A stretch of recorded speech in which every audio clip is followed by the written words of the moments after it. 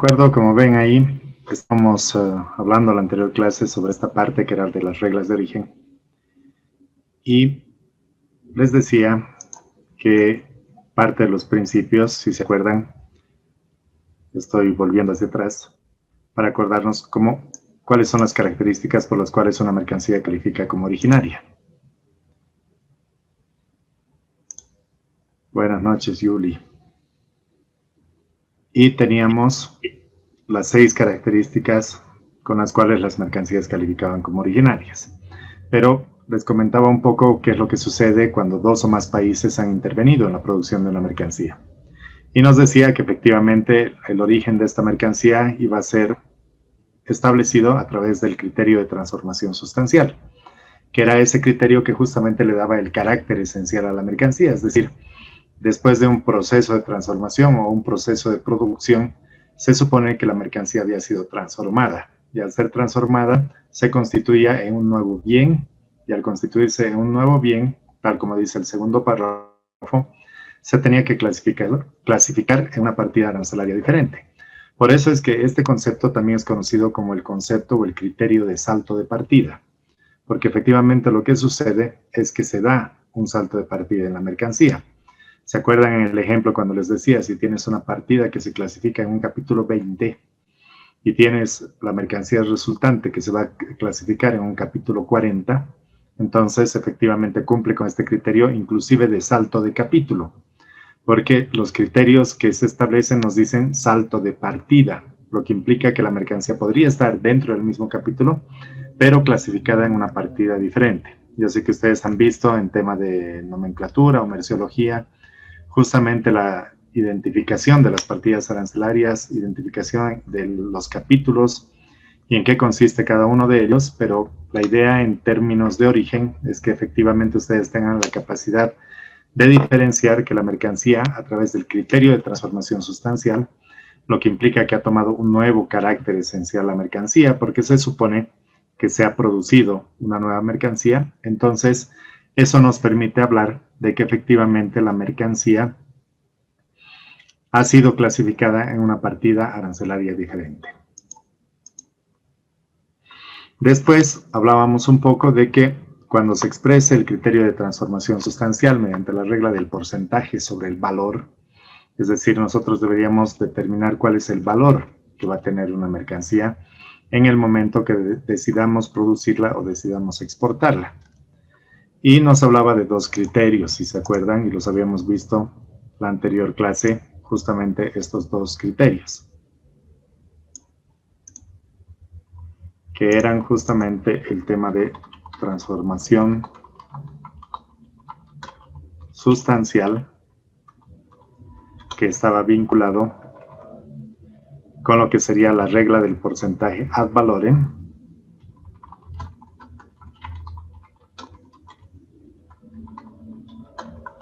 que básicamente es sobre el valor de la mercancía, ¿no es cierto?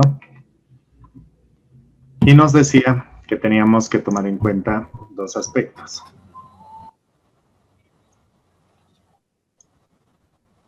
Primero, ¿cuál era el tratamiento que le íbamos a dar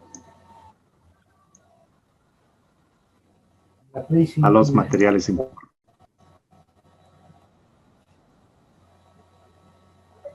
Sí, Aldo, ¿tienes algún comentario?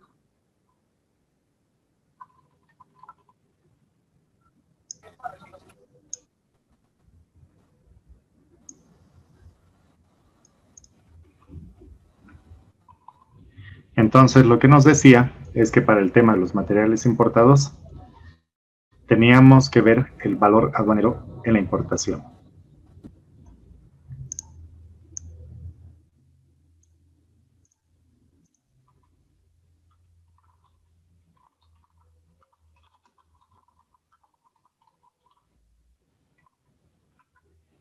Y si se acuerdan, la anterior clase habíamos hablado de que el valor aduanero en la importación para nosotros era conocido mediante el Incoterm. ¿Se acuerdan? Sí, licenciado. CIF, ¿no es cierto? El CIF, sí. Correcto. Entonces teníamos justamente el valor CIF, que era lo que nos decía. Entonces ya tendríamos identificado el valor CIF de la mercancía para el caso de la importación. De acuerdo. Y la segunda parte del criterio del concepto nos decía que efectivamente para las mercancías resultantes, es decir, para la mercancía final después del proceso de producción o de elaboración,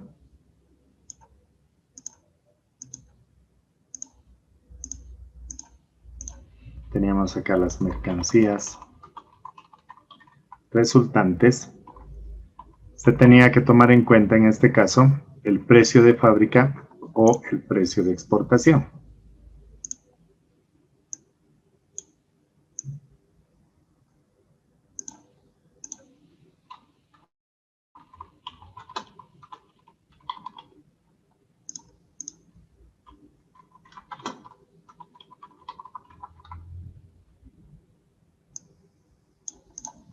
Entonces, obviamente, tenemos acá los criterios con los cuales vamos a tomar en cuenta si una mercancía clasifica como originaria en función de la transformación sustancial que se ha generado a través de este porcentaje sobre el valor total de la mercancía.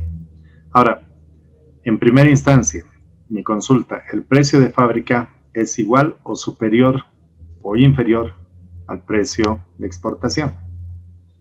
¿Qué dicen ustedes? Es inferior el precio de licenciado, fábrica. es superior, ¿no?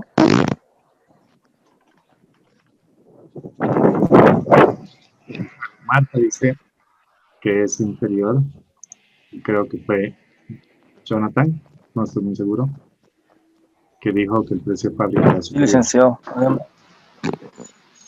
Y además es otro Gracias. concepto también. Perfecto. ¿Qué opinan los demás? ¿Quiénes están de acuerdo con Marta? ¿Y quiénes están de acuerdo con Jonathan?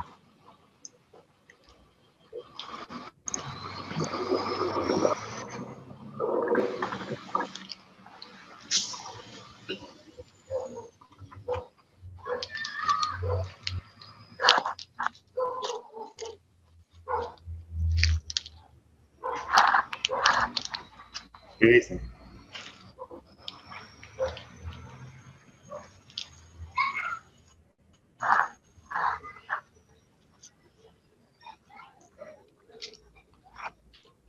¿Alguna idea?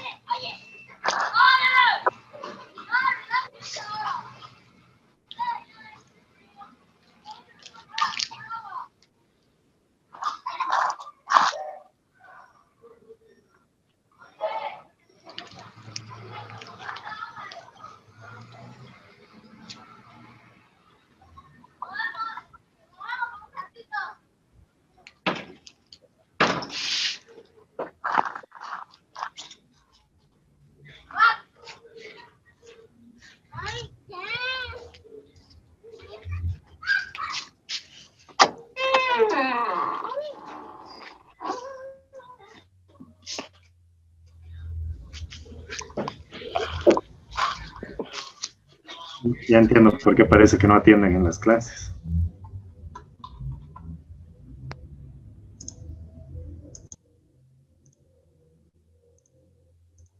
De acuerdo. ¿Qué opinan los demás? Licenciado, Sí. Adelante. el precio de fábrica yo creo que es algo interno, ¿no? Cuando se hace el proceso productivo, toda esa situación y ya el precio de exportación ya son adicionales, ya es algo externo, ¿no? Sí, en realidad el precio de fábrica estaría determinando cuánto te cuesta producir una mercancía. Y con el precio de exportación le estás agregando justamente las utilidades y los costos que impliquen que tu mercancía pueda salir del país, ¿no es cierto? Entonces, se entendería que el precio de fábrica es menor al precio de exportación, porque justamente hay esa diferencia, ¿no es cierto? si en el precio de exportación ya ya tendrías tu utilidad, digamos, ¿no? Por eso estás exportando. ¿No es cierto? Tienes que agregarle la utilidad. Por poner un ejemplo, simplemente, si el precio de fábrica fuera de 100, se entendería que después de toda la evaluación que hagas de costos, gastos, logística y todo lo que necesites, podría ser que tu precio de exportación esté simplemente una aproximación, es de 120. Estoy colocando valores y cifras que pueden no ser reales o pueden no aproximarse a la realidad, pero para el ejemplo es simplemente para mostrar que efectivamente, si tengo un valor en fábrica de 100, luego de agregarle las utilidades y todos los costos que implican que la mercancía la pueda exportar, entonces va a llegar a tener un precio superior. Por eso es que el precio de exportación es mayor que el precio de fábrica. Entonces estamos un poco en la línea de lo que diría Marta. Ahora, lo que nos está diciendo es que lo que tenemos que identificar es el porcentaje sobre el valor FOB de la mercancía, cuánto representa el valor aduanero en la importación, es decir, el valor CIF de las mercancías que estoy utilizando para producir una mercancía que voy a exportar. ¿Se entiende más o menos qué es lo que se trata de demostrar con este criterio?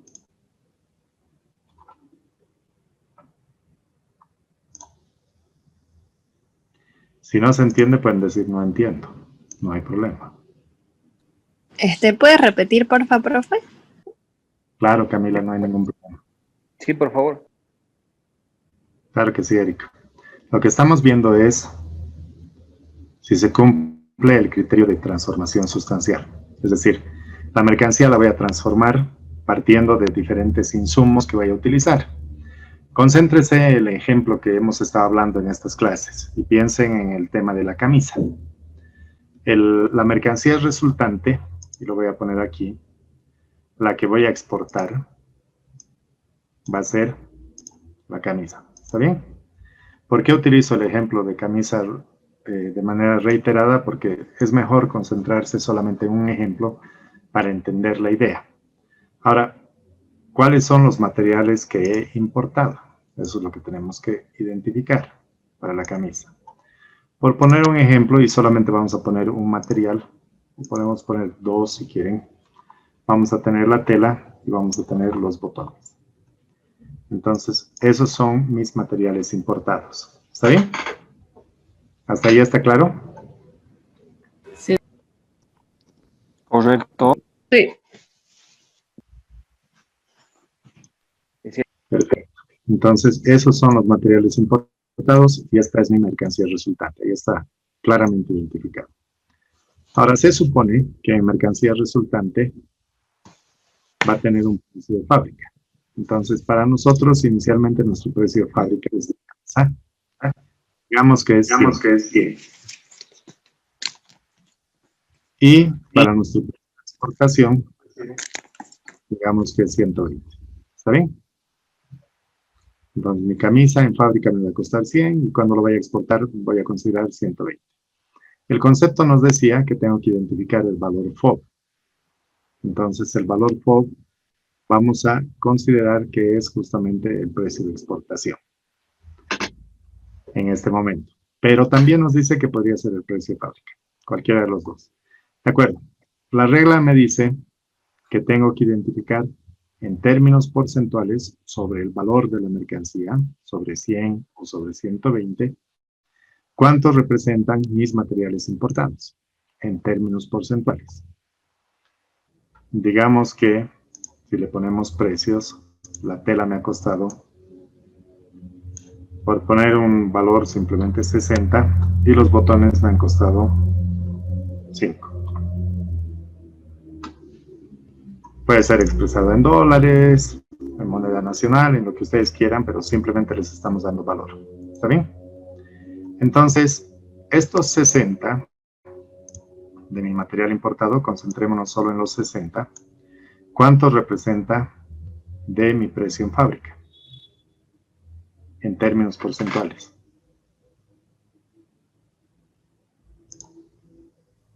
El 60%. Pues. 60%. 60, sí. No. Está bien, Rosalía, sí, 60%. Sí. 60%, ¿no es cierto? De acuerdo, nos está diciendo que el 60% de mi camisa es material importado. Ahora, inicialmente, o a priori, antes de conocer una norma o conocer una regla específica, ¿ustedes creen que me van a permitir exportar una camisa y me la van a reconocer como originaria si el 60% de mis materiales son importados? No, dice. Inicialmente podríamos... Sí, Eric, no te alcancé a escuchar, lo siento. No, sí, está difícil, digamos, que le acepten. Sí, correcto. Marcos nos dice que no. La mayoría de los acuerdos que tenemos nosotros como país nos dice que el 55% de los materiales podrían ser importados. Solamente en uno de los acuerdos nos permite inclusive hasta un 60%. Entonces, digamos que si consideramos que el 55% nos permiten y nos reconocen como originario, que lo vamos a ver un poco más adelante con las reglas, no se preocupen.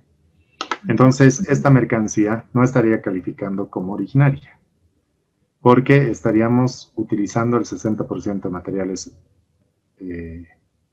importados para confeccionar mi camisa, y su valor en los porcentuales sería de un 60%. Ahora, si sacamos cuánto representa estos 60 del precio de exportación, ¿a cuánto llegamos? 50%. 50%. Perfecto. En ese caso ya tiene más sentido, ¿no es cierto? 50%, si realmente la norma te dice que el 55% de los materiales podrían ser importados, tú solamente estás utilizando un 50% de materiales importados. Entonces, cumpliendo esta regla, que es justamente la del porcentaje sobre el valor de la mercancía, el porcentaje al valor, se ha dado una transformación sustancial. Y eso es cierto, porque efectivamente de la tela hemos confeccionado y la hemos convertido o transformado en una camisa, que ambas se clasifican en una partida arancelaria totalmente diferente. Con el mismo criterio con los botones también han sido transformados o han tenido un criterio de salto de partida. Se ha dado una transformación sustancial y por lo tanto el producto final es camisa. Pero en base a este criterio, en base a este concepto, lo que tengo que tener cuidado es justamente lo que nos dice ahí, el porcentaje sobre el valor. Entonces tengo que determinar cuánto representa sobre el precio de fábrica o sobre el precio de exportación. Voy a volver a la presentación o a la diapositiva y fíjense ustedes, ¿qué nos dice en el segundo párrafo?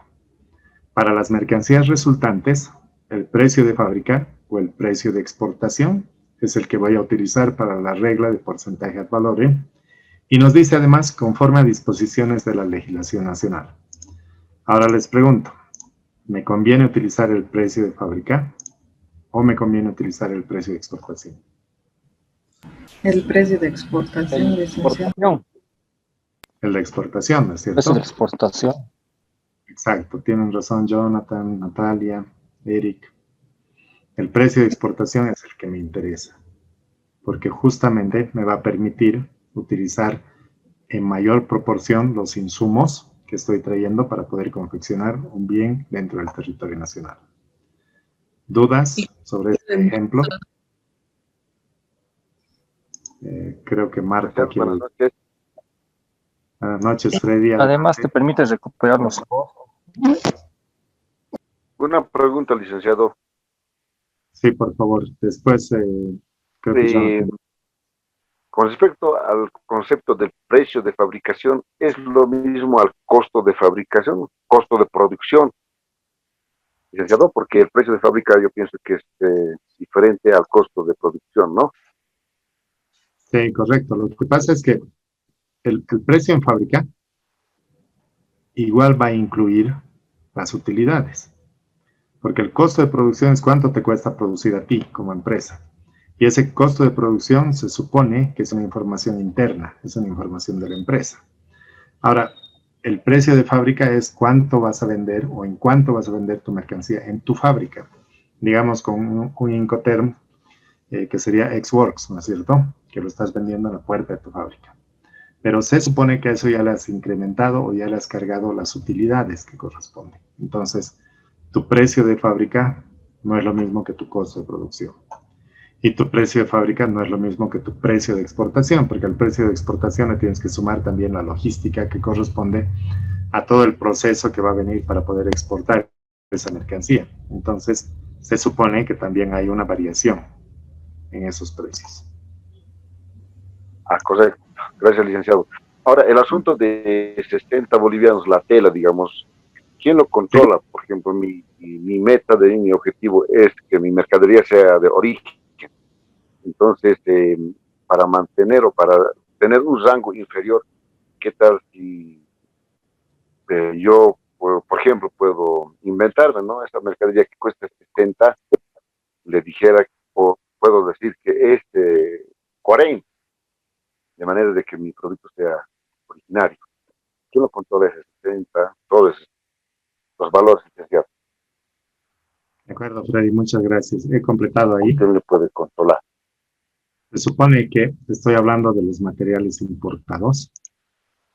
Y cuando hablo de los materiales importados, se supone que he realizado un proceso de importación de esa mercancía. Entonces, tanto la tela como los botones han cumplido con todas las formalidades aduaneras. Por eso es que el precio de importación, tal como lo estoy resaltando ahí, lo controla la aduana y tienes ese respaldo de información. Entonces, cuando confecciones tu mercancía, se entenderá que tienes que presentar toda esta documentación de respaldo. Desde el momento que has realizado la importación de estos insumos o estos materiales importados para confeccionar tu camisa, y que por lo tanto, cuando elabores tu mercancía resultante y le presentes a la autoridad certificadora, le tienes que demostrar con documentos que efectivamente esa mercancía la has importado y tienes el respaldo de la aduana, toda la documentación que se ha presentado en el momento de la importación.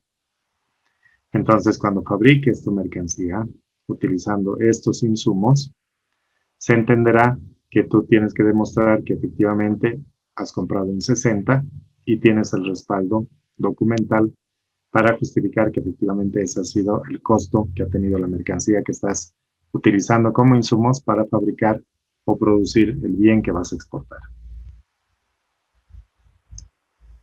Muchas gracias, licenciado. Sí, ahora sí, estoy claro. Perfecto, Freddy, no problema.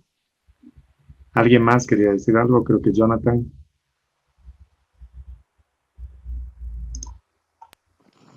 Solamente quería decir, licenciado, que el precio de exportación te permite recuperar los costos, ¿no?, que has generado, ya sea administrativos, financieros o comerciales. Correcto. Estamos de acuerdo con eso. Efectivamente, ese precio te tiene que permitir cubrir tus costos también. Es lógico lo que tú dices y muchísimas gracias por la acotación.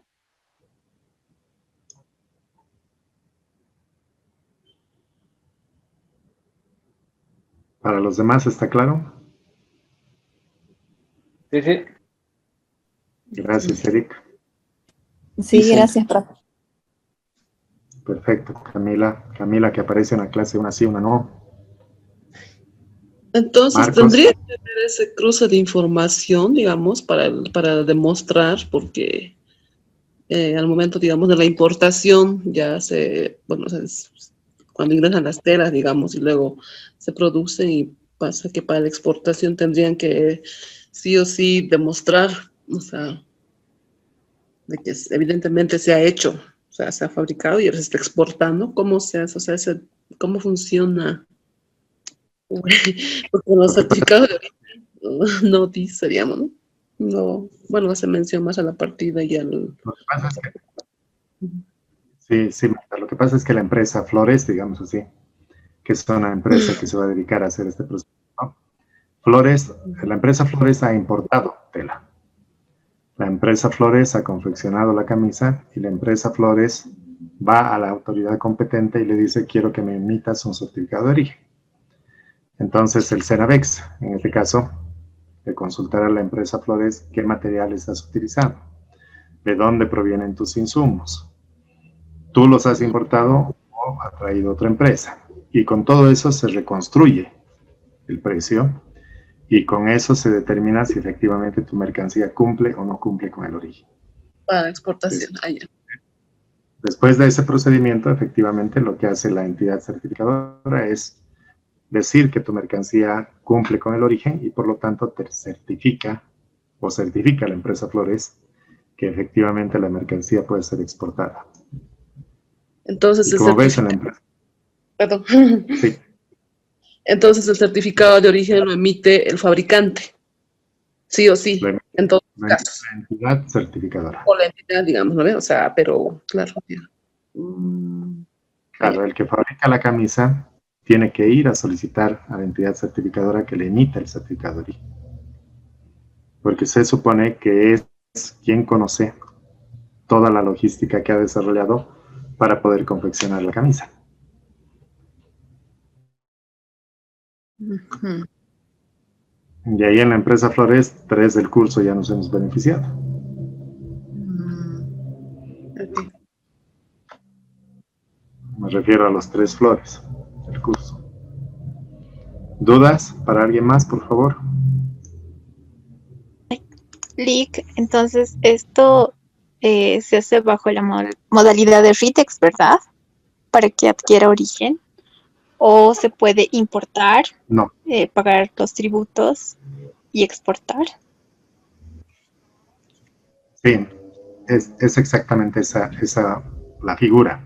Lo que pasa es que la diferencia es que cuando tú importas la mercancía o los materiales que vas a utilizar, tienes que pagar los tributos que correspondan a esos insumos. Si esta confección de la camisa la hicieras bajo modalidad RITEX, no estarías pagando tributos, porque las mercancías no han sido nacionalizadas. Si bien las mercancías han ingresado al territorio nacional, pero las has utilizado en la confección de la camisa y va a volver a salir del país. Entonces, esa es la diferencia entre una figura RITEX o la figura de nacionalización de mercancías. ¿Cuál va a ser la diferencia a la larga? La diferencia va a ser el tema tributario, porque a través del RITEX no necesitas que te restituyan los tributos que has pagado en el momento de la importación. Mientras que en la figura de la importación como tal, sí necesitas que te los restituyan.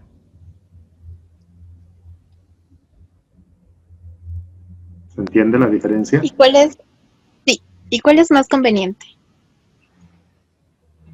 Ah, pero eso ya depende pues de tu logística, ¿no? Y de cómo trabajes con las mercancías. Me refiero a que va a depender mucho si para ti es mejor realizar la importación o para ti es mejor trabajar en una modalidad RITEX. Mucho va a depender de la empresa y del tipo de mercancía que vayas a producir. Que si bien tienes ambas modalidades, las puedes utilizar cualquiera de ellas, ¿no? Pero obviamente todo va a estar en función del tipo de mercancía y de la empresa que esté trabajando bajo cualquiera de las dos modalidades. Y lo más importante, mercado de destino. No quiere decir que una sea más importante que otra.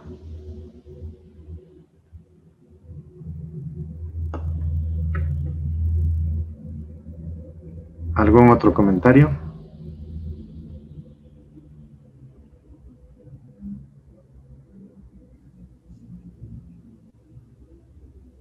El certificado de origen tiene que hacer mención sí o sí al fabricante, ¿no? ¿Dicen?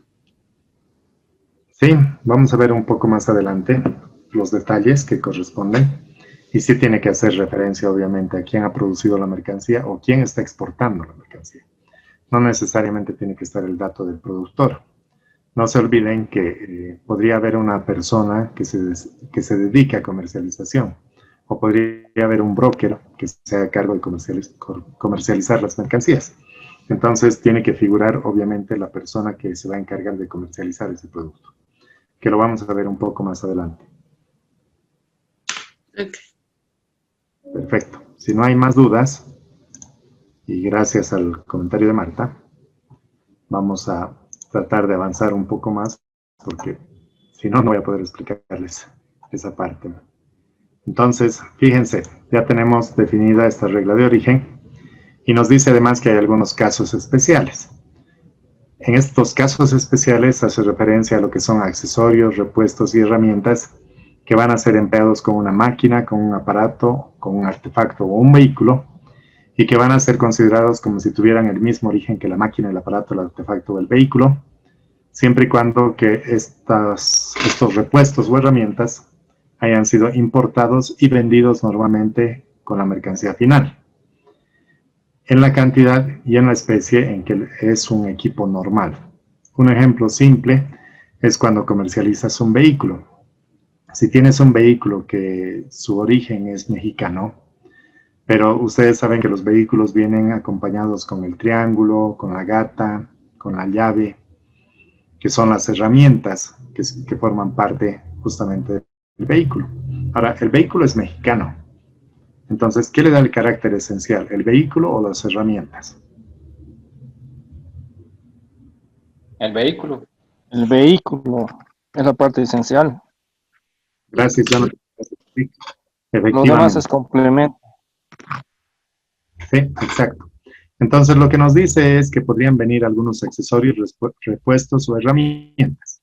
En este caso estamos hablando del vehículo y estamos hablando de herramientas. La gata podría ser china, el triángulo podría ser coreano, la llave podría ser japonesa, y no importa ese detalle, porque efectivamente esos detalles lo que nos están diciendo es que no importa de dónde vengan esas herramientas, sino más bien lo que interesa es qué es lo que le da el carácter esencial a la mercancía. Y básicamente nos dice que si se vende de manera conjunta, es decir, el vehículo con esas herramientas, entonces para mí el conjunto, el vehículo más las herramientas, tienen el mismo origen. ¿Se entiende? Sí. Ahora, de igual manera podría pensarse en la llanta de repuesto. La llanta de repuesto podría ser china, pero lo estoy vendiendo con el vehículo porque es parte del vehículo. Si en el vehículo encontrara puesto en la maletera 10 llantas, obviamente ya no voy a pensar que es un accesorio que está siendo comercializado con el vehículo, como dice en el ejemplo, porque se entendería que solamente tiene que venir una llanta de repuesto. Entonces lo demás, o las otras 9 llantas, tendrían que ser consideradas como contrabando o tendrían que ser consideradas como una importación aparte. ¿Está bien?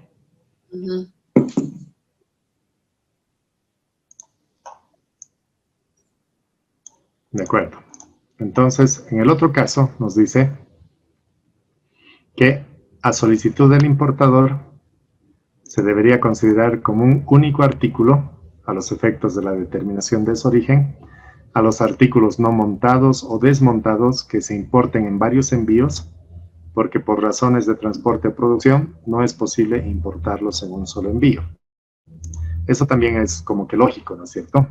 Hay algunas máquinas que son demasiado grandes y que no pueden venir en un solo envío. Entonces se tiene que enviar en partes. Por ejemplo, si quisiéramos nosotros importar una antena parabólica, la antena parabólica no la podemos traer enterita, armada, la tenemos que traer en partes. Y cuando llegue al país, obviamente se la va a armar y vas a tener tu antena parabólica. Entonces, lo que se tiene que hacer es, amparado bajo un certificado de origen, indicar que la antena parabólica va a ser enviada en diferentes despachos y va a llegar en diferentes momentos al país. Y ese es el control que se tiene que hacer. Pero no se debería considerar que todo eso, que está enviado en diferentes, si quieren, en diferentes envíos o en diferentes medios de transporte, no constituye el mismo origen de la mercancía. ¿Está bien? ¿Claro para todos? Sí, se entendió. Sí, perfecto. Es fácil, ¿no es cierto? Ahora, nos dice además que para considerar el origen de la mercancía, los embalajes deberían ser considerados de igual origen que las mercancías que contengan. Imagínense un refrigerador, e imagínense el embalaje con el cual viene, que es ese plastoformo con el cual está más la caja de cartón, ¿no es cierto? Entonces, lo que nos dice es que para nosotros va a ser considerado del mismo origen, por más que el plastoformo y el cartón fuera chino y el refrigerador fuera italiano, por poner un ejemplo, se supone que todo ese paquete que está llegando tendría que ser considerado como italiano. Eso es lo que nos está diciendo, porque justamente lo que le da el carácter esencial a la mercancía, otra vez insisto, es el refrigerador. Nos dice que en algunos casos, algunos países, por razones de su legislación, establecen que debería ser declarado por separado. Entonces, si tuviera que ser declarado por separado, se tendría que considerar el origen de cada una de esas partes, llamémoslo así, porque el refrigerador sería una cosa, el plastoformo que está utilizando sería otro, y la caja de cartón que envuelve tendría que ser considerado como otro, porque cada uno clasifica en una partida arancelaria diferente, y se entiende que en cada uno de los casos, estas mercancías deberían ser clasificadas por separado. Pero como el Convenio de Kioto es un instrumento internacional, nos dice que si los países dentro de su normativa nacional establecen que es necesario hacer esa diferenciación, lo deberían hacer. Pero en el caso de Bolivia no se aplica. Para nosotros, si acompaña la mercancía, se supone que tiene el mismo origen que la mercancía. El segundo párrafo nos dice que cuando se considera que los embalajes tienen el mismo origen que la mercancía, solo se debería tener en cuenta en aquellos casos en que se aplica el método del porcentaje, ¿se acuerdan el método del porcentaje? A los embalajes en los cuales las mercancías son comúnmente vendidas al por menor. Ahora pónganse a pensar en tema de billutería o pónganse a pensar en pulseras, aretes, que son importados en grandes cantidades, es decir, 10.000 pequeñas cajas de aretes que vienen en un envoltorio grande. Entonces hay que determinar cuánto representa porcentualmente este envoltorio grande de cada una de esas pequeñas cajitas de aretes, que para fines prácticos no se maneja este criterio, porque sería bien complejo, ¿no es cierto? Una cajita de aretes que cuesta 30 centavos de dólar comparado con una caja que tiene 10.000 unidades, entonces es bien difícil que puedas determinar el origen en esos casos. Pero la normativa te establece eso, ¿no es cierto? Que deberías considerar efectivamente el empaque cuando vayas a comercializar al por menor, y no el empaque que llega a las 10.000 cajitas con los aretes. Después nos dice que para determinar el origen de las mercancías, no se debería tener en cuenta la energía, la planta, la maquinaria y las herramientas empleadas en el perfeccionamiento o en la transformación de las mercancías. ¿Se acuerdan en la confección de las camisas? Nosotros no estamos tomando en cuenta en ese valor de la mercancía cuánto de energía eléctrica se ha utilizado, cuánto porcentualmente de la máquina de coser se ha utilizado. Nada de eso entra a formar parte de lo que vendría a ser la determinación del origen de la mercancía. Porque si no, tendríamos que estar considerando que la máquina es china, que el costo de la electricidad también ha influido. Entonces serían diferentes variables que nos tendrían que llevar más bien a una calificación, nos llevaría más bien a una confusión. Por eso es que no se toman en cuenta. Antes había este concepto, como dice ahí, de la regla de transporte directo. Y nos decía que efectivamente para el control de que la mercancía no había cambiado de origen, se supone que la mercancía debería ir desde un país A directamente hasta un país B. Pero esta regla, que se está más bien pretendiendo que los países ya no la utilicen, porque existen algunos países con características similares al nuestro, es decir, que son mediterráneos y que por lo tanto no tienen acceso al mar. Y bajo esas condiciones, obviamente las mercancías tienen que tener un tránsito por territorio de otros países, y ese tránsito por territorio de otros países lo que generaría es que efectivamente ha tenido que cruzar por fronteras de terceros países para llegar hasta Bolivia. Entonces, la regla del transporte directo de alguna manera establece que debería existir una excepción para el caso muy particular de países con condiciones similares al nuestro. Ahora, cuando nos habla de la información relativa a las reglas de origen, el Convenio de Kioto nos dice que efectivamente las modalidades de aplicación no van a entrar en vigencia y tampoco van a expirar en un plazo que no sea suficiente para que los interesados puedan conocer que efectivamente se han modificado parte de la normativa. Por poner un ejemplo, en el acuerdo que tenemos suscrito entre Bolivia con el Mercosur, en los certificados de origen existía todavía la figura de que decía República de Bolivia. Y como ustedes saben, desde hace algunos años estamos en el Estado Plurinacional de Bolivia. Ahora, si quiero aplicar esa modificación en los certificados de origen, tendría que establecer un plazo para que las empresas y las autoridades competentes sepan que esa modificación está entrando en vigencia, que es justamente lo que ha pasado. A través de un protocolo adicional entre Bolivia con el Mercosur, se ha establecido que efectivamente se cambie esa denominación, que ya no diga República de Bolivia, sino que más bien figure Estado Plurinacional de Bolivia. Ahora, ¿qué es lo que sucede en la práctica? Tienes que darle un plazo de por lo menos unos 6 meses para que se adecue primero el SENAVEX, porque tiene que mandar a imprimir todas las hojas que son sus modelos de certificado de origen, y además tiene certificados de origen que están en tránsito. Y esos certificados de origen en tránsito tienen una validez de por lo menos 180 días. Entonces, si tienen una validez de 180 días, no puedes de un día para el otro cambiar la normativa.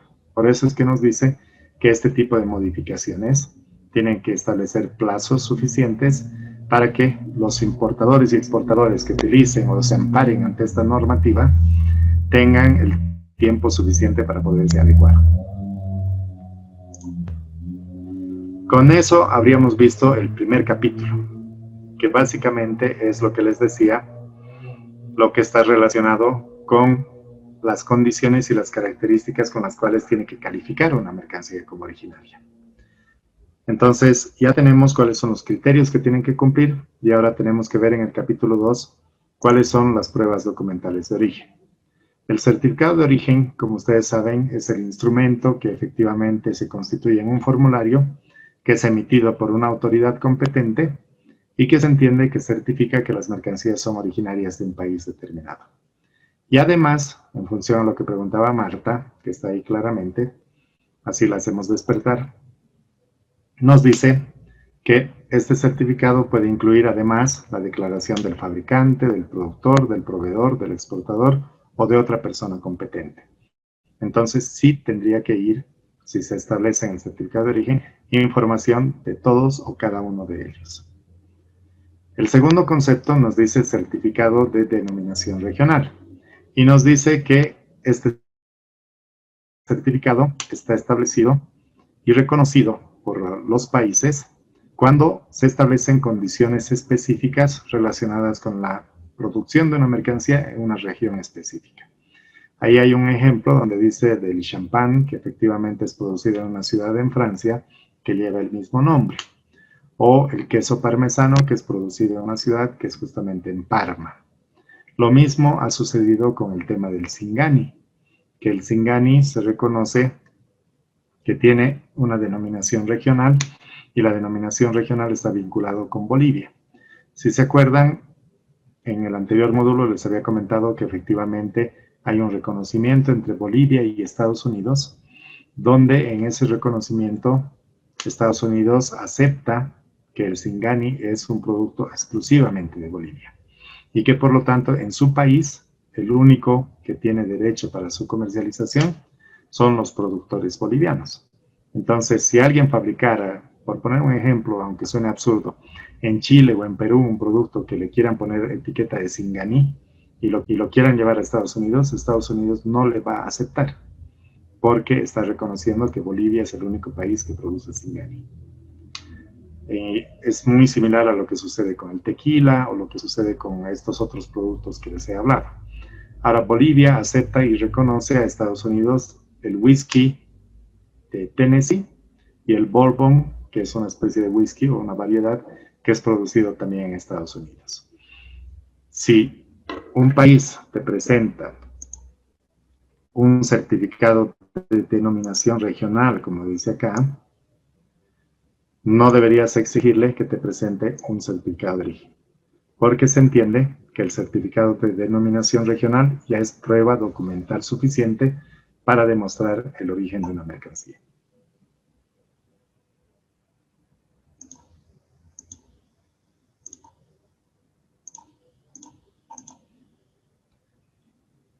Existe también la declaración certificada de origen, que nos dice que es una declaración certificada por una autoridad u organismo facultado para ello. ¿Se acuerdan que hablábamos del CENAVEX? Entonces el CENAVEX es la que realiza la declaración certificada de origen. Por su parte, la declaración de origen, como nos dice ahí, es una declaración que ha sido apropiada al origen de las mercancías, que está establecida en la factura comercial, o que podría estar establecido en otro documento. Pero básicamente lo que se maneja es la factura comercial. Y nos dice que quien establece la declaración de origen puede ser el fabricante, el productor, el proveedor, el exportador o cualquier otra persona competente que está vinculado con el proceso de la exportación de esa mercancía. Entonces, como ven, hay una diferencia entre lo que está establecido como declaración certificada de origen, porque quien certifica esa declaración de origen es la autoridad competente. Mientras que, como dice ahí, la declaración de origen la hace el fabricante, el productor o el proveedor. Adicionalmente tenemos este otro concepto que es prueba documental de origen. Que la prueba documental de origen puede ser el certificado de origen o puede ser la declaración certificada de origen. O también puede ser constituida por la declaración de origen. Ahora, cualquiera de estas tres o cualquiera de estos tres documentos se constituye como una prueba documental de origen.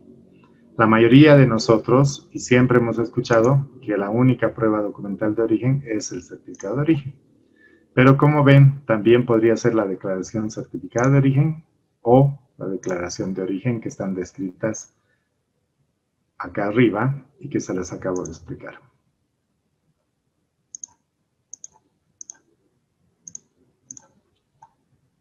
Nos dice además que se debe solicitar una prueba documental de origen solo cuando sea necesario para efectos de la aplicación de los derechos aduaneros preferenciales, o de medidas económicas o comerciales adoptadas unilateralmente o de acuerdo a lo que está establecido en los acuerdos bilaterales o multilaterales, o como una medida sanitaria de orden público. ¿Qué significa? Que si voy a pedir un certificado de origen, entonces lo voy a pedir solamente si esa mercancía se va a beneficiar de una desgravación arancelaria. O en el caso de que quiera verificar por algún tipo de política que tenga establecido en el país de dónde proviene una mercancía. O adicionalmente por medidas sanitarias. Por poner un ejemplo, si se detecta que en el caso de, ¿se acuerdan ustedes de la fiebre de la vaca loca que había sido producido, por poner un ejemplo, en Paraguay? Entonces debería decir que si viene carne del Paraguay, no debería ingresar. Pero ¿cómo demuestro que es carne del Paraguay? Tengo que exigirle que presente el certificado de origen. Y esa sería la condición para evitar que ingrese justamente esta carne proveniente del Paraguay. Y como dice al final de esta diapositiva, lo estaría realizando como medida sanitaria. Licenciado. Y por favor, John. Disculpe que le corto, licenciado. En el material que tengo no lo encuentro eso. Se va directamente a no se debería solicitar prueba documental de origen en los siguientes casos. No hay esta diapositiva que está pasando usted. Pero está bien, pues ahora ya la vas a tener. Se las voy a compartir. También va a estar en el video, así que no hay ningún problema. Con mucho gusto se las comparto si es que no la tuvieran. Ok, licenciado, gracias. Ah, ¿por qué? Pues muy bien, gracias por hacerme notar. De acuerdo. Entonces, como decía Jonathan, que es justamente de lo que él está hablando, nos dice que efectivamente no se debería solicitar una prueba documental de origen en los siguientes casos.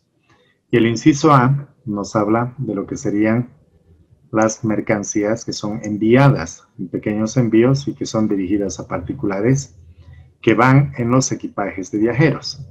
Y nos dice que debería considerarse con un valor inferior a los $100. Es decir, envío una mercancía a personas particulares o lo adjunto en mi equipaje de viajero. En ninguno de los casos debería exigirme un certificado de origen. Y es cierto, si ustedes hacen alguna compra por internet, el envío que les realizan a ustedes, que tiene un valor inferior a los $100, no les piden ninguna documentación adicional, porque la normativa nacional establece que efectivamente puede ingresar. Ahora, equipaje acompañado es otro criterio que tiene hasta los $1,000, si se acuerdan, y son los diferentes criterios que se manejan. Si fuera un envío comercial, lo que te dice, el valor global no debería exceder de un valor que no sea inferior a los $60. No se olviden que esta normativa no solamente se aplica para Bolivia, sino se aplica para todos los países. Tampoco debería exigir, cuando una mercancía va a ingresar temporalmente al país, que me presente un certificado de origen, porque va a volver a salir del territorio nacional. También nos dice para mercancías transportadas en tránsito. Si está en tránsito, no se va a quedar en territorio aduanero nacional y por lo tanto no le voy a exigir la presentación de un certificado de origen.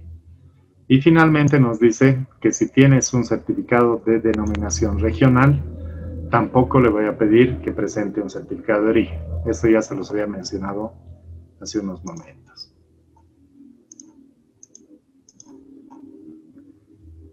Ahora, nos dice además que cuando se remita al mismo tiempo varios envíos del tipo de los indicados en los apartados A o B, es decir, envíos particulares o envíos comerciales, por la misma vía, al mismo consignatario, por el mismo expedidor, el valor total de esos envíos constituye el valor global. No se olviden que algunas personas podrían realizar envíos parciales, pero esos envíos parciales tienen que irse sumando. Para vulnerar la norma, lo que hacen es, por poner un ejemplo, comprar celulares que cuesten $80 y le dicen al proveedor que se lo realice si ha comprado 10 celulares en 10 envíos. Entonces, se entendería que la autoridad aduanera tiene que verificar que efectivamente son 10 envíos de celulares de $80 que sumados darían $800 y que por lo tanto ahí hay que verificar obviamente el origen de la mercancía, si es que quiere beneficiarse de una desgravación arancelaria. Por eso es que nos dice que tendría que hacerse un control o un seguimiento de esos despachos porque provienen del mismo consignatario, por el mismo expedidor y por el valor total de las mercancías es lo que se debería considerar para poder determinar el pago de tributos. Adicionalmente, dice, si alguien quería opinar.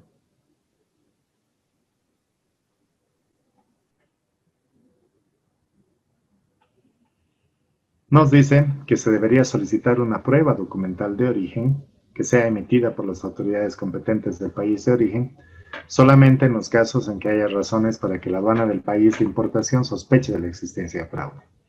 Es decir, llega un certificado de origen o llega un documento en el cual me dicen que la mercancía es originaria y lo que tengo que hacer es verificar como funcionario aduanero, si fuera un funcionario aduanero, si la mercancía efectivamente es originaria o no, a través de una inspección física o a través de una inspección en laboratorio para determinar el origen o la procedencia de esa mercancía. Si me parece que la mercancía no es originaria de donde dice, porque por poner un ejemplo me dice aros de magnesio que son fabricados en Uruguay y Uruguay no es un país que fabrique aros de magnesio, entonces voy a dudar del origen de esa mercancía y por lo tanto voy a tener que consultarle a la autoridad aduanera del país de exportación para verificar si es necesario hacer un seguimiento o una comprobación de que esa mercancía efectivamente es producida en ese país. O un ejemplo más simple, que Bolivia empieza a exportar tela. Entonces, los países a los cuales estaría exportando se van a dar cuenta de que efectivamente Bolivia no produce tela y por lo tanto tampoco puede exportar. Ahora, cuando elaboro o emito un certificado de origen, lo que me dice el Convenio de Kioto es que debería guardar esa información por lo menos durante un periodo de 2 años, porque se supone que en un proceso de fiscalización posterior me van a pedir que les presente esos documentos. En el caso de la normativa boliviana, lo que se establece es que tengamos que custodiar durante un periodo mínimo de 5 años los certificados de origen. Entonces estamos dando un plazo superior a lo que establece como requisito el Convenio de Kioto. Adicionalmente nos dice que se van a prever sanciones contra cualquier persona que otorgue o que haga otorgar un documento que contenga información falsa con la intención de obtener una prueba documental de origen. Por poner un ejemplo, una mercancía que debería estar clasificada en una partida arancelaria que paga tributos, yo podría, en su momento de la emisión, convencer a la autoridad emisora que me lo clasifique en otra partida arancelaria que no paga tributos. Entonces, estoy haciendo una declaración falsa. Y esa declaración falsa, que si en el otro país no se dan cuenta, entre comillas no se dan cuenta, podría beneficiarme de una desgravación arancelaria que no me corresponde. Pero si se dan cuenta, obviamente hay una sanción. Y la sanción es que ese exportador que ha fraguado la información ya no debería continuar exportando hacia ese país, inicialmente por un periodo de 6 meses, si recae en el mismo error por un año, y después se le da la suspensión definitiva.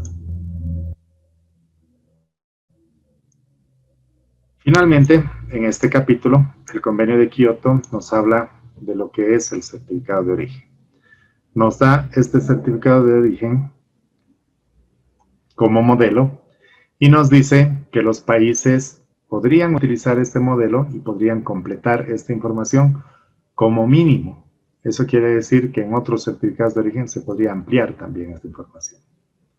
Fíjense ustedes, ya desglosando por partes el certificado de origen, nos dice que en la primera parte o en la primera casilla debería ir consignado lo que es el nombre, el domicilio y el país del exportador, o podría ir también el consignador, el productor o el abastecedor. En el segundo de los campos nos dice que podría ir la información que está relacionada con la entidad certificadora de origen, pero que en primera instancia tendríamos que tener el criterio de que el certificado de origen solamente puede existir un original, no pueden existir varios originales. ¿Qué pasa si pierdo mi certificado de origen original? Tengo que ir a la autoridad que emite el certificado de origen y pedirle que me consigne un nuevo certificado de origen que efectivamente va a llevar el mismo número, pero que va a ir ya no con la palabra original, sino más bien va a ir con la palabra duplicado. Si quiero copias del certificado de origen, porque algunas autoridades exigen que se deje copias en diferentes instancias o en diferentes administraciones, entonces pediré que emitan el certificado de origen con la palabra copia. Además, en esta casilla debería ir explícito la información que corresponde a la entidad que está emitiendo el certificado de origen, es decir, su logotipo, su emblema o toda la información necesaria con el certificado de origen.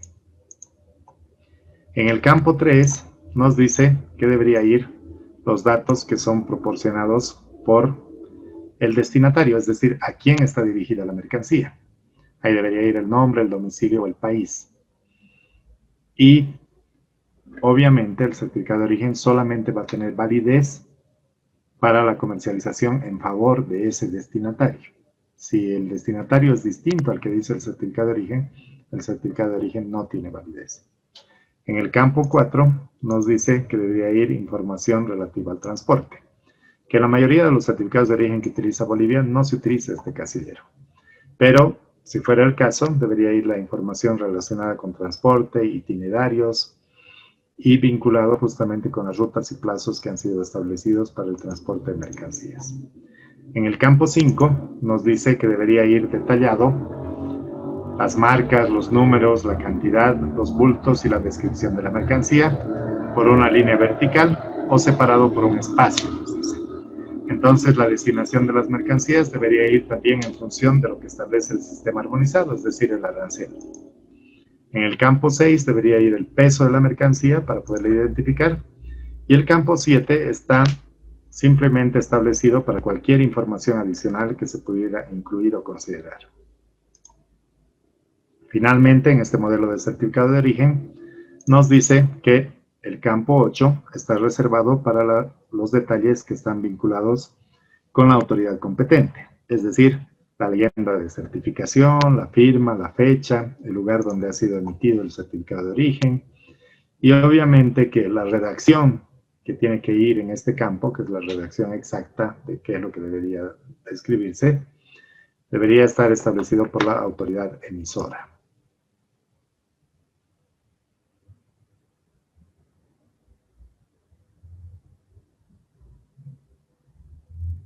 Entonces, con la autoridad emisora tenemos esa información particular.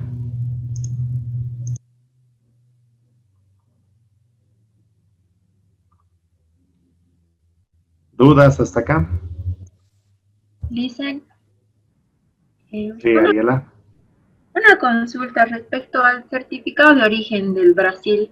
He estado revisando y en la parte donde dice peso líquido. ¿Ese sería el peso neto o el peso bruto? Lo que pasa es que en el tema del Mercosur hay una diferencia totalmente distinta con lo que manejamos nosotros en nomenclatura. Pero lo vamos a ver en un momentito cuando les muestre el ejemplo del Mercosur, por favor. Y ahí me haces recuerdo si es que no mencionaron nada al respecto. ¿Está bien? Ya, perfecto. Muchas gracias. Entonces, tenemos el último campo donde va la certificación de origen. Y se entiende que acá tiene que ir la firma autorizada de la autoridad competente que va a certificar que la mercancía es originaria.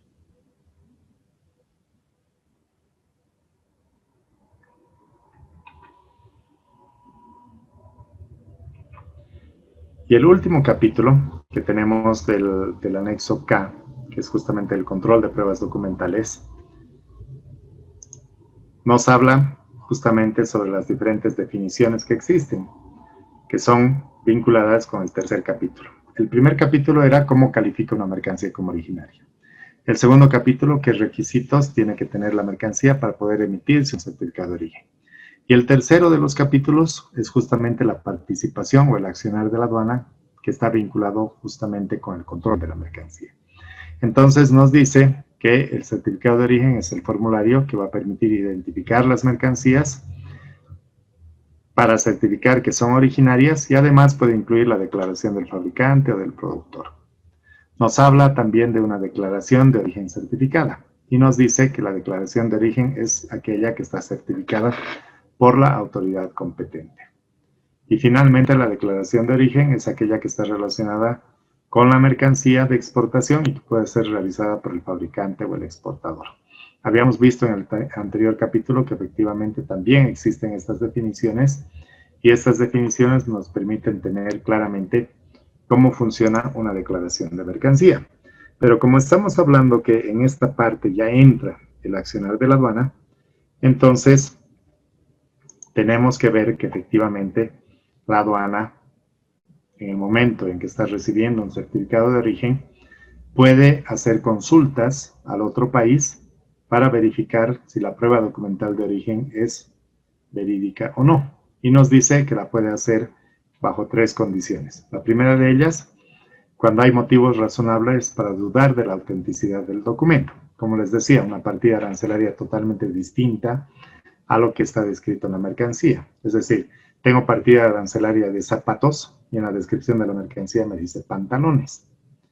Tengo una mercancía en la que me dice pantalones y me dice su valor en dólares es distinto a lo que efectivamente se puede encontrar en la factura comercial.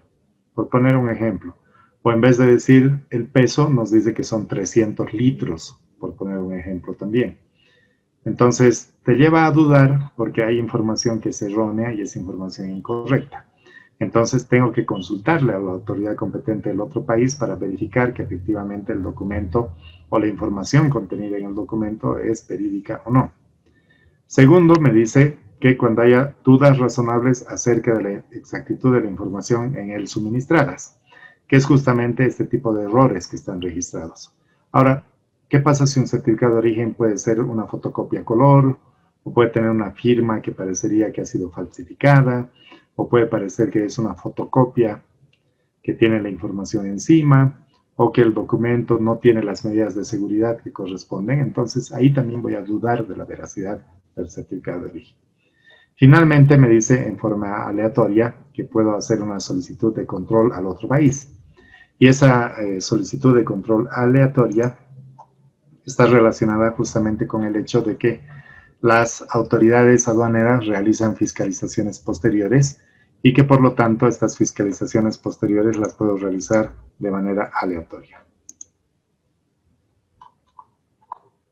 Entonces, con esta información hemos cubierto lo que nos establece el Convenio de Kioto como tal.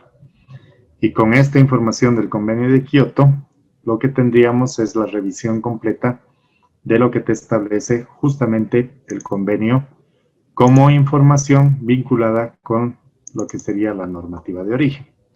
Lo que nos correspondería ahora ver es aquello que nos interesa de manera más profunda y es justamente lo que está vinculado con lo que es la normativa de origen desde el punto de vista del país, es decir, desde el punto de vista de Bolivia. Y eso es lo que vamos a ver ahora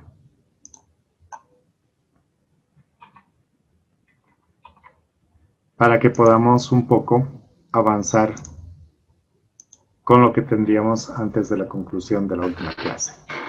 Entonces, si hablamos de normativa de origen, en el caso de Bolivia, deberíamos pensar que efectivamente ha habido mucha transformación en el tema de las normas de origen y que hay diferentes condiciones que se establecen para determinar si una mercancía es originaria o no.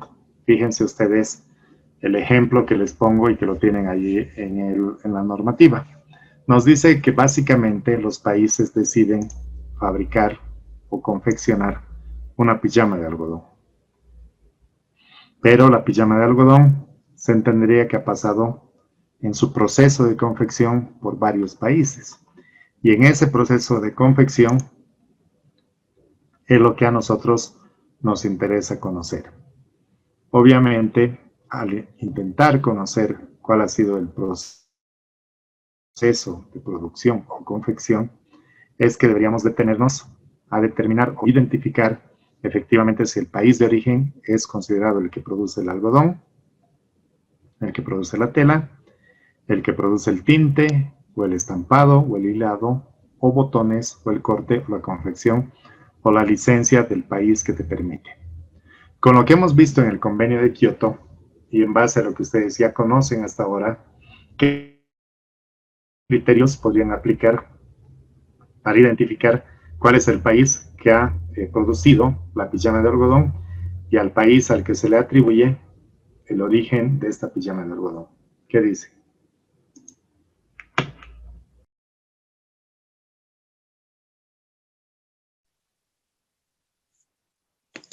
Va a ser dependiendo, ¿no? O sea, de los insumos que se han importado y en su proceso de transformación y para llegar justamente a la elaboración del producto o a la terminación final, se podría decir. Pero, bueno, a lo que entiendo, digamos, o sea, puede ser así. Pero, no sé.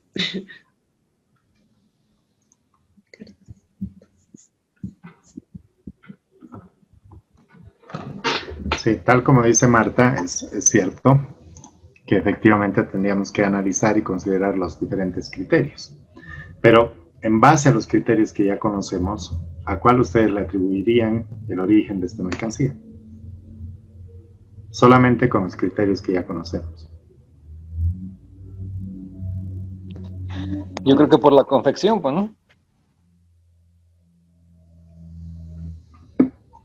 De acuerdo, fíjense que ahí tenemos el algodón. El algodón se convierte en tela. La tela se le aplica un tinte a esa tela. Existe también el hilado, que vendría a ser el hilado del algodón, que es la etapa previa para convertirse en tela. Tenemos los botones, que es totalmente independiente de lo que vendría a ser la pijama de algodón. Tenemos el corte, que ya se realiza el corte sobre la tela. Y tenemos la confección. Todos estos insumos han sido llevados a Malawi para que en Malawi se pueda confeccionar la pijama de algodón. Entonces, si en Malawi se confecciona la pijama de algodón, es bien parecido a nuestro ejemplo de la camisa, si se acuerdan. Se entenderá que todos estos procesos han ido avanzando. Es decir, el algodón, a través del hilado, se ha convertido en tela, y con la tela he realizado el corte y he confeccionado la pijama. Entonces, ¿cuál es el país de origen según los criterios que hemos aprendido. ¿Estados Unidos? ¿Por qué, Marta? ¿Por qué? Tiene la licencia. Pero Estados Unidos te está dando la licencia. ¿Con o sin licencia de Estados Unidos sigue siendo pijama de algodón o no? Sí, sí. Entonces, el origen sería del donde se ha originado, donde se ha confeccionado. No sé, yo creo que sigue siendo Estados Unidos. ¿Malawi o Estados Unidos? Sí, pensando en Estados Unidos, no puedo creer. ¿En serio? ¿Qué dicen los demás? Como dije, ¿no? Por la confección, ¿no? Eso es de origen malawi. Yo digo que es Malawi, licenciado. Porque ahí está terminando el proceso productivo, me imagino. Sí, Sí. Y aparte donde se le ha dado el carácter sustancial a la mercancía. Gracias, Beteler. Exactamente eso es. Pero está dando el carácter esencial a la mercancía en Malawi, porque de ahí está saliendo la pijama de algodón. Todo lo demás se constituyen en procesos y los materiales en insumos para poder confeccionar la pijama de algodón. No se olviden el criterio de salto de partida. El algodón se clasifica en una partida diferente de la pijama de algodón. La tela también de la pijama de algodón. El tinte es un proceso, ¿no es cierto? Que no está cambiando, si quieren, a la tela en nada. Simplemente le está dando otro color. El estampado lo mismo, solamente le estamos aumentando algo adicional. El hilado, si quieren, es hilado de la tela, o si quieren es hilo que se está utilizando para unir las partes de la pijama. Los botones, salto de partida, se convierte en pijama. El corte es solamente un proceso, pero la confección, que es unir todas estas partes y producir la mercancía final, se está haciendo en Malawi, utilizando una licencia de Estados Unidos para que le garantice que es un producto de Disney, ¿no? Nada más. Con la pijama de algodón. Malawi. Jonathan. En este caso, licenciado, tendría que decir Made in Malawi. Correcto.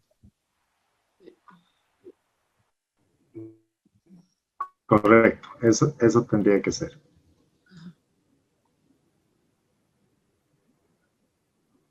¿Se entiende?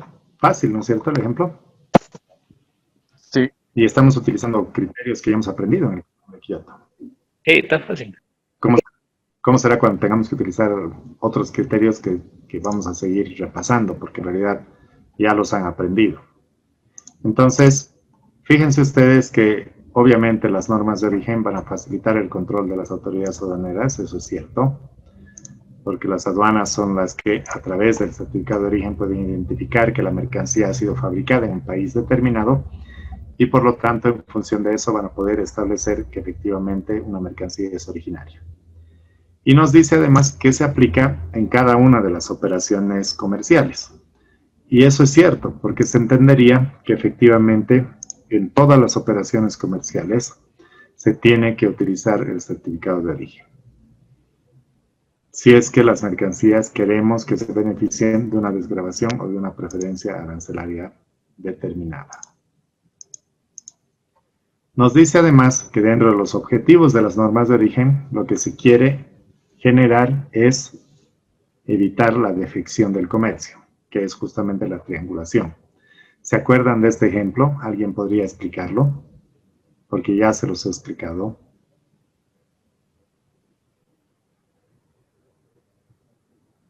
¿Alguien se anima?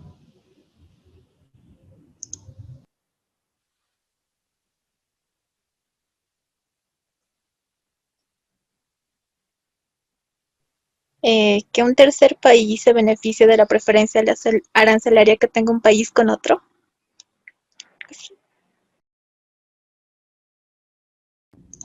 El objetivo es evitar, ¿no es cierto?, que un tercer país se beneficie de una preferencia arancelaria que no le corresponde.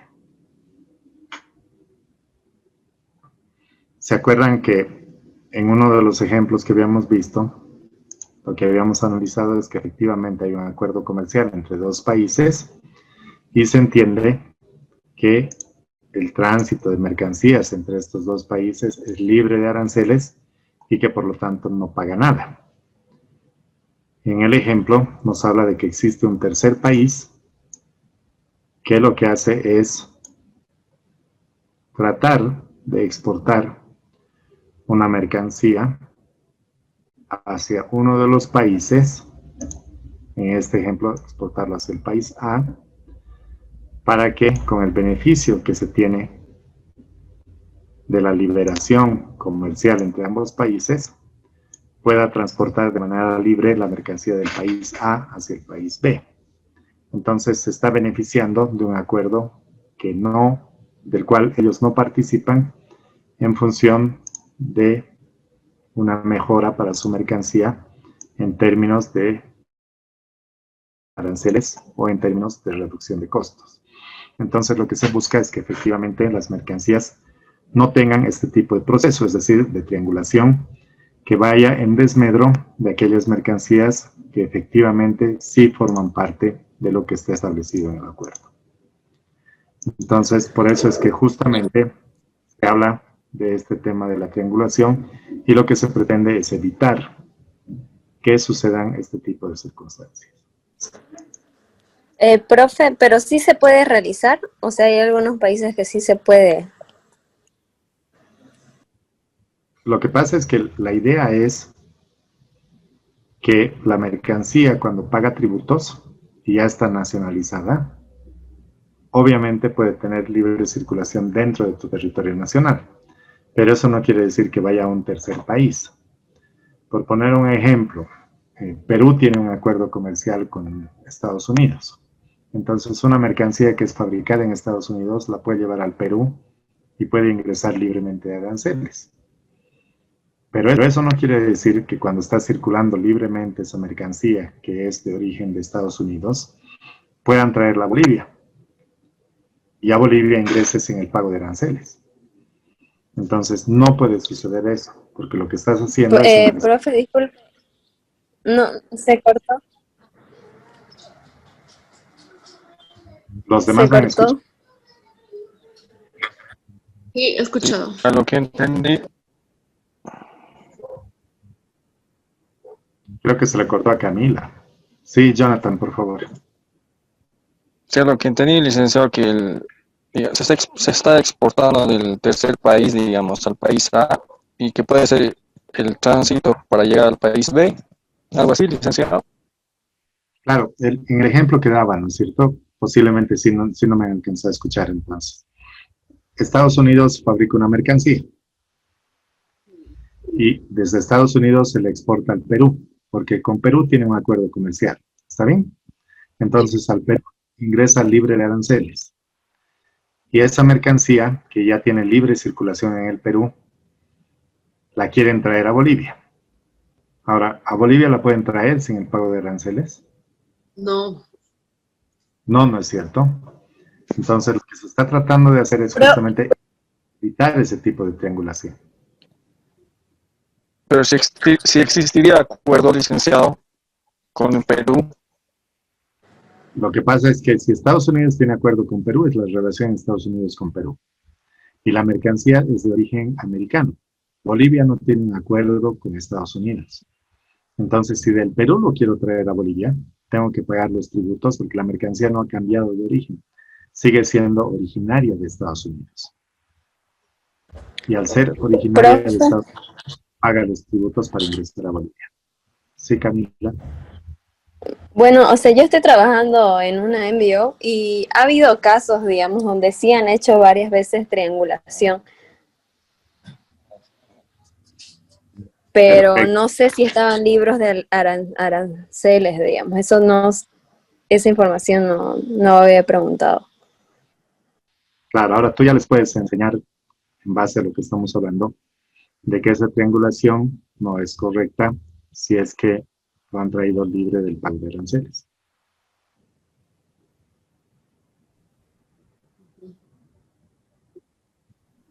Claro, pero creo que es más que todo se basa en el cliente, porque el cliente también sabe y hay algunos agentes, obviamente, donde no aceptan, pero creo que es más depende de la gente y del país, depende de sus reglas, ¿no?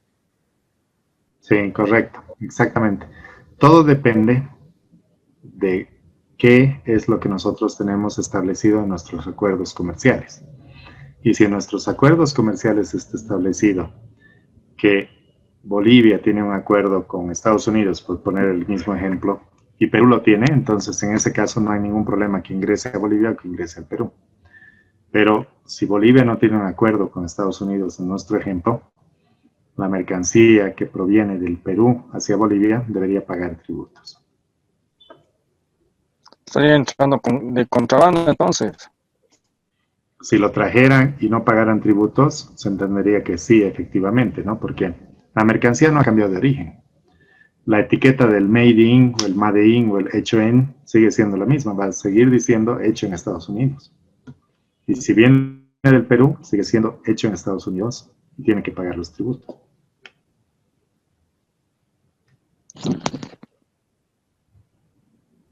Y Bueno, si en el producto de Perú, digamos, está acoplado adicionalmente algún un subproducto, igual sería el caso, licenciado.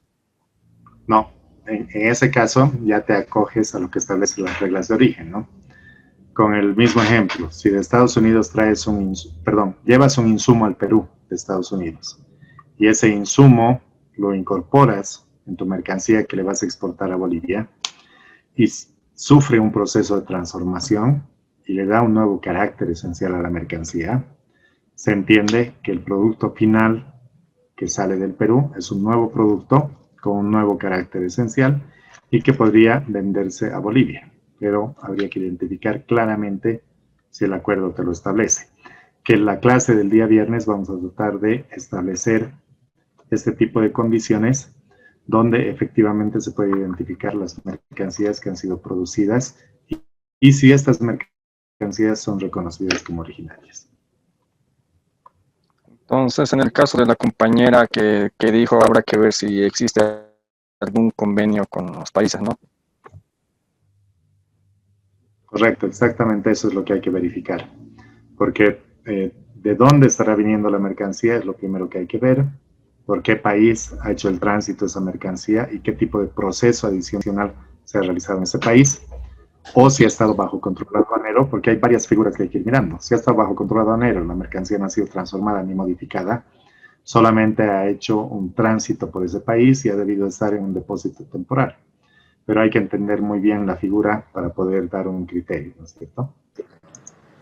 Profe, por ejemplo, ahorita hay un caso en la empresa donde la mercadería viene de Shenzhen, pero hay una probabilidad de que la carga pueda entrar por Hong Kong. O sea, depende también de las movidas que se hace. Claro, depende mucho el movimiento que se dé internamente entre los países y desde dónde salga la mercancía y con destino a qué país. Si a nosotros nos llega, ¿no? Sí, si a nosotros nos llega de algún país asiático, Bolivia no tiene ningún acuerdo con ninguno de los países asiáticos. Entonces, las condiciones con las que va a ingresar la mercancía va a ser con el pago de tributos, en cualquier caso. Licenciado. Claro, pero... Ay, perdón. Adelante, perdón. En un caso concreto, en un caso real, por ejemplo, Bolivia y China no tienen ningún acuerdo comercial, pero entre Bolivia y Chile tienen. Entonces, un caso concreto, digamos, Bolivia va a exportar, según un acuerdo, a Chile. Entonces, Chile, en este concepto de la triangulación, no puede exportar a China, ¿no? Aunque teniendo un convenio en este caso, ¿verdad, licenciado? Sí, lo que pasa entre Chile y China tengo conocimiento que tienen un convenio, o sea, un convenio comercial, Chile y China. Sí. Entonces, Bolivia y Chile también tienen un convenio, ¿no? Sí, gracias, Freddy. En tu ejemplo, Bolivia tiene un acuerdo con Chile. Entonces, la mercancía boliviana, si cumple con los requisitos de origen establecidos por Chile, va a poder exportarle a Chile con una desgravación arancelaria, digamos con el 100% de liberalización. Ahora, ingresa la mercancía boliviana a Chile y sigue siendo made in Bolivia o hecho en Bolivia. No va a cambiar esta condición o esa característica.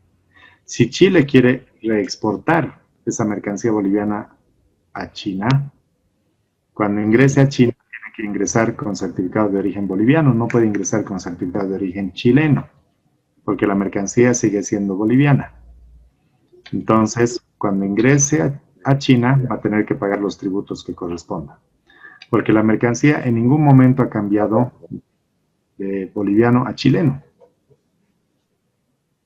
Lo que sucede en la práctica... Ese es el concepto de triangulación. Ese es el concepto de triangulación, exactamente. Lo que sucede en la práctica es que cuando ingresa a Chile, en tu ejemplo, podría darse el caso de que le cambien la etiqueta al producto. Y en vez de que diga hecho en Bolivia, le coloquen una etiqueta de hecho en Chile. Es una práctica desleal, no es correcto. Pero en ese caso, lo que estarían haciendo al cambiarle la etiqueta es exportarlo a Chile, perdón, a China, amparado con un certificado de origen chileno, y en ese caso podría calificar la mercancía como chilena y no pagar tributos cuando ingrese a China. Pero insisto, es una práctica desleal, no es correcto. Licenciado, ¿Y Jonathan? sí creo que alguna vez ha habido casos, o hay casos, ¿no? Que hay un subetiquetado de los productos. Pues, un ejemplo, digamos, llega una mercadería que es marca Nike, digamos, pero le ponen etiqueta de Puma, digamos, ¿no? Sí. Podría darse exactamente también el reetiquetado, pero insisto, es una práctica desleal, ¿no es cierto? Claro. En todos los ejemplos que estamos hablando justamente con el tema de la triangulación, todos estos ejemplos son práctica desleal. Entonces aquí vemos el tema de la diferenciación entre procedencia y origen, ¿verdad? Correcto, exactamente tal como dice Eric. Procedencia es desde donde viene la mercancía, pero no necesariamente desde donde se ha fabricado. Tenemos el caso de mercancía de China, por ejemplo, que su origen es chino, pero su procedencia podría ser Iquique, que mucha gente compra en Iquique, ¿no es cierto? Sí. Pero la mercancía no deja de ser china. ¿De acuerdo? Sí, está claro. Perfecto, muchísimas gracias. Siendo las 21:10, no quiero quitarles más tiempo. Ya he tenido 2 personas que ya se han desconectado y está bien porque en realidad las clases son hasta las 21:00. Entonces, les pediría que por favor el día viernes podamos continuar y terminar con estos temas que veo que los están motivando, lo cual me alegra porque hay un mayor intercambio. Así que muchísimas gracias, buen descanso y nos vemos el día viernes. Hasta luego, licenciado. Buenas noches. Hasta luego. Viernes. Buenas noches, licenciado. Buenas noches. Hasta luego, licenciado, y tenga buenas noches. Gracias, Freddy. Marta ya va a poder ir a dormir. No, no tengo sueño. Me sigue quedando la duda lo del certificado de origen. ¿Puede emitir el exportador el invoice, la factura comercial? Sí, la factura comercial la puede emitir, no hay ningún problema. Es una factura para exportación, correcto, puede. O no siempre el fabricante, digamos, o sea, sería el del exportador sería un intermediario, digamos, más o menos. Y el certificado de origen también va a hacer mención al exportador. ¿Y qué pasa si la mercancía puede ser adulterada, por decir, a ver, si estamos, por ejemplo, en lo del Brasil, se importa bastantes alimentos para, bueno, vino, o sea, esa la empresa de Cargill, entonces el exportador, o sea, generalmente de allá todo es lo que el exportador es lo que hace. No hace mención al fabricante en ningún momento. Todo al exportador, o sea, esa es mi duda. Cuando veamos los modelos de certificados de origen, que vamos a ver el viernes sí o sí, ahí te voy a poder mostrar que efectivamente puede ser el exportador, o puede ser el intermediario, o puede ser el comercializador, o puede ser el fabricante, el que presente la declaración jurada de origen. Lo que pasa es que alguien ante la autoridad aduanera, perdón, ante la autoridad certificadora de origen, tiene que presentar esa declaración. Entonces, si el que va a exportar te declara que la mercancía es originaria, se supone que al productor le ha tenido que pedir información de respaldo para poder presentar esa declaración. Si no, estaría declarando en falso, ¿cierto? Y se estaría haciendo responsable por una mercancía que no es originaria. Entonces, para la emisión del certificado de origen es necesaria una declaración jurada por parte o del productor, o del exportador, o del comercializador que esté llevando la mercancía. Entonces, hay un responsable que tiene que justificar que la mercancía es originaria. El exportador no sería, o sea, no sería el fabricante directamente, ¿no? ¿Por qué tendría que presentar la declaración de origen, digamos? O sea, lo que pasa es que el fabricante le vende al broker, digamos.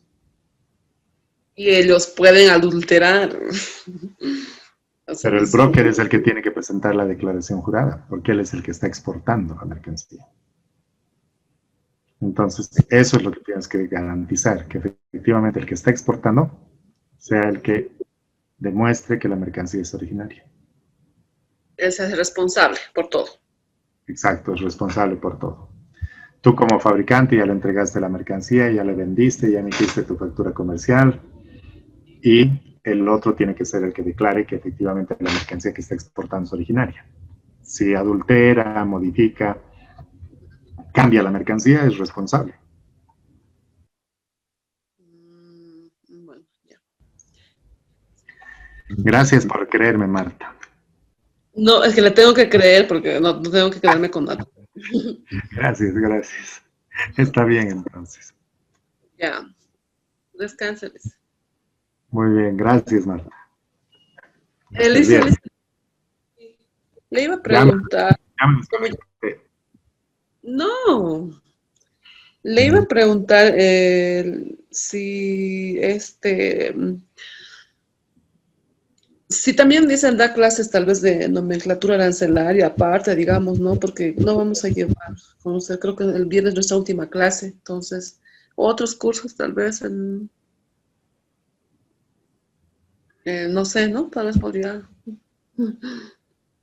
más. Bueno, eso con Fundación IDEA no estoy dando clases de nomenclatura, solamente de integración y normas de origen. Pero creo que han tenido ustedes un docente, ¿no es cierto?, que les ha dado clases sobre eso. No, nada, nadie todavía. Nadie. Entonces les van a dar, porque sé que hay un docente que les va a dar, que creo que es Saúl Plantarrosa. Ah, ya. Entonces, no te preocupes, les van a enseñar.